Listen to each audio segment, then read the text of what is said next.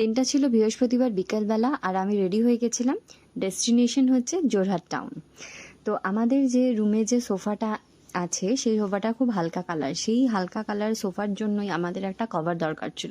তো তাই জন্যই আমরা চলে গেছিলাম যোরহাট টাউনের কেজে কটন্সের দোকানে, যেখানে আপনি পর্দা, সোফার কভার, তারপরে আপনি ডোরম্যাট পাবেন, তোশক পাবেন, কম্বল পাবেন, প্রতিটা জিনিস ওখানে অ্যাভেলেবেল। এবং ওই দোকানে প্রতিটা জিনিস কিন্তু রিজনেবল প্রাইসে। আমাদের যে ঘরের পর্দাগুলো দেখেছেন সেই পর্দাগুলোও কিন্তু আমরা এই দোকান থেকে নিয়েছি। মোটামুটি পর্দার দাম শুরু হচ্ছে 350 থেকে শুরু। তো আপনি যেরকম দামের চাইবেন সেরকম দামের পেয়ে যাবেন, এবং যেরকম বানাতে বলবেন ওরা কিন্তু সেরকম বানিয়েও দেবে। তো আমরা সোফার কভার দেখতে গেছিলাম। তো সোফার কভার ওখানে রেডিমেডও পাওয়া যাচ্ছিল, বাট আমাদের রেডিমেডটা আমাদের পছন্দ হচ্ছিল না। তো আমরা এই রকম টাইপের কাপড় দেখছিলাম যে কোনটা আমাদের সোফার জন্য যাবে।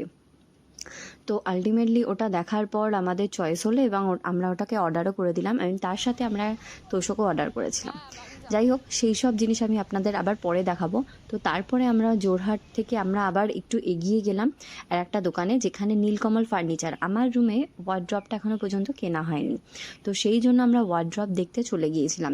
নীলকমল ফার্নিচারের দোকানটা কিন্তু দারুণ, এবং এখানেও কিন্তু মানে আমরা এতগুলো ফার্নিচারের দোকান ঘুরেছি বা আমরা এতগুলো জিনিস কিনেছি, কিন্তু আমরা নীলকমল ফার্নিচারটা মিস করে গেছি, যে এইখানে আমাদের দেখা হয়নি। বাট এখানে আমরা ওয়ার্ড্রপ মোটামুটি দেখছিলাম। এই যে ওয়ার্ড্রপগুলো দেখছেন এগুলো রেডিমেড ওয়ার্ড্রপ। এগুলো শুরু হচ্ছে 10-12 হাজার টাকা থেকে শুরু, আর একটু হালকা টাইপের। এগুলো দেখে মনে হচ্ছে ইঞ্জিনিয়ার উডেরও না, আবার কাঠেরও না।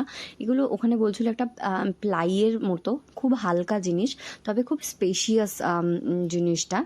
অনেকটা জায়গা আছে, লকারের ব্যবস্থা আছে, সবটাই আছে।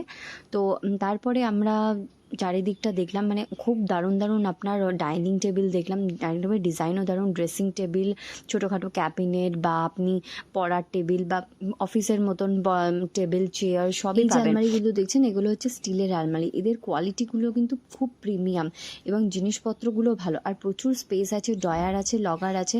আর এগুলোও কিন্তু প্রতিটা 3 ডোরের, আবার ডাবল ডোরেরও আছে। এগুলোর দাম আমাদের বললো মোটামুটি 30 থেকে 35 হাজার মতো। আলমারিগুলো দেখলাম সেগুলো কিন্তু আপনার 10 থেকে 12 হাজার টাকা দাম। নীলকমল ফার্নিচারের না 2টো ফ্লোর, তো আমরা একটু ওপরে চলে গেলাম ওখানে কি কি আছে দেখার জন্য।